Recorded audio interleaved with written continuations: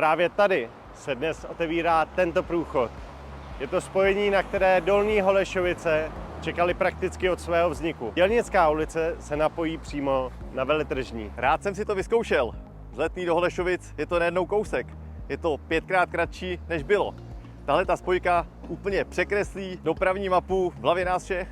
Teď zatím provizorně pro pěší a cyklisty. Velký dík patří spolupráci s developerem a správou železnic. Tady všude byl dřív areál nádraží Praha-Bubny. To bude mít stále větší význam nejenom jako spojení na letiště, ale i do Kladna. Tohle nádraží má důležité místo i v naší paměti. Právě odtud odjížděly transporty našich sousedů, které nacisté označovali za Židy.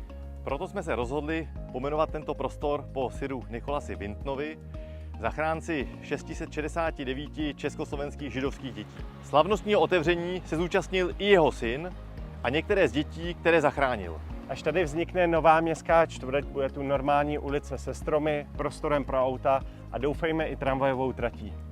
Je to výsledek práce Adama Scheinhera, Lenky Brugrové a potom spolupráce Pražského magistrátu, majitele pozemků společnosti CPI, Správy železnic, Českých drah a Prahy 7.